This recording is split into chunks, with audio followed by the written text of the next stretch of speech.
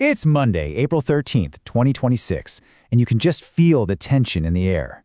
The world is on edge. From the Persian Gulf all the way to Central Europe, major events are unfolding that could literally reshape our world. So let's break down exactly what's going on. We're going to start with just one number, a number that's sending shockwaves through the global markets. 103. That's dollars. That's the price for a single barrel of Brent crude oil. And that sudden jump, well, it tells a much bigger story about escalating global tensions. So you gotta ask, right? Why? Why this sudden, really dramatic spike? Well, the answer lies in one of the most critical maritime choke points on the entire planet.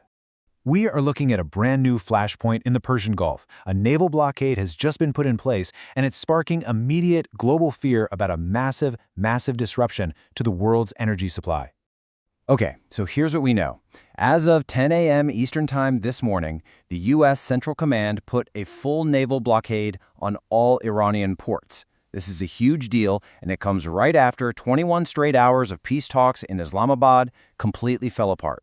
The diplomatic path failed, and now military pressure is being applied. And Iran's response? It was swift and it was severe. The Islamic Revolutionary Guard Corps didn't mince words. They've called the blockade an act of piracy and issued this warning, basically signaling they are ready for a military fight in the absolutely vital Strait of Hormuz. And you can see the economic fallout right here. It's immediate. Just last week, oil was trading at $85 a barrel. Today, it's $103. That is a jump of more than 20%, and it's a direct result of the fear that's just gripping energy markets right now. This isn't just some regional issue anymore. This has the potential to become a global economic crisis. But the tension isn't just at sea. On land and across other waters, conflicts are not only escalating, but they're taking on new, and in some cases, pretty unprecedented forms. Over in the Middle East, Israel's defense minister has just announced a really controversial new operation. The plan? To create what they're calling a security buffer zone by demolishing all of the homes in villages right along the border with Lebanon.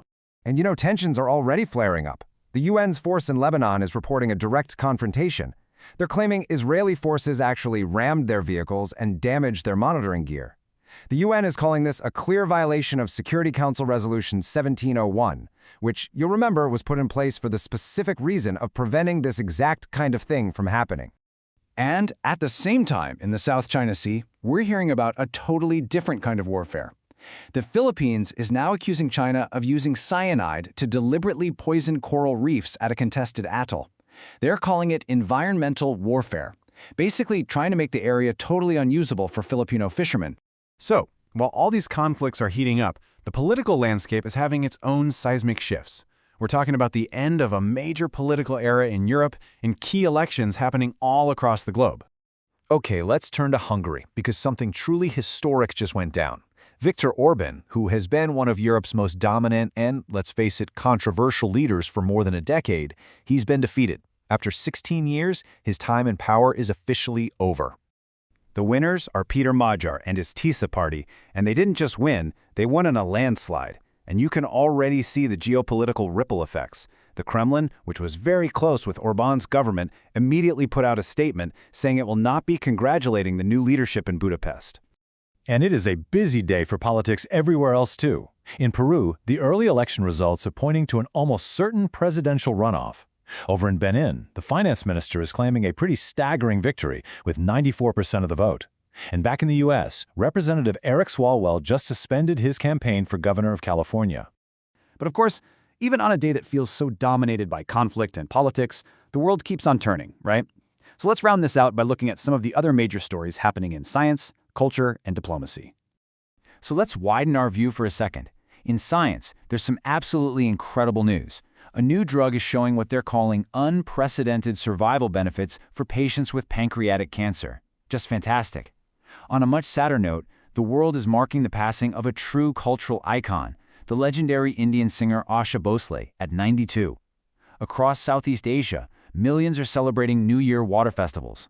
And, circling back to the oil crisis, India is hiking its fuel export duties to protect its own supply.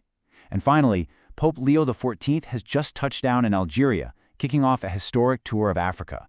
So when you step back and look at it all, it's a day of just immense change on so many fronts. You've got new conflicts, old leaders falling, and scientific breakthroughs that offer so much hope. And it all leads to one final question for you to think about. With all these tremors shaking the globe today, which one do you think is going to cause tomorrow's earthquake?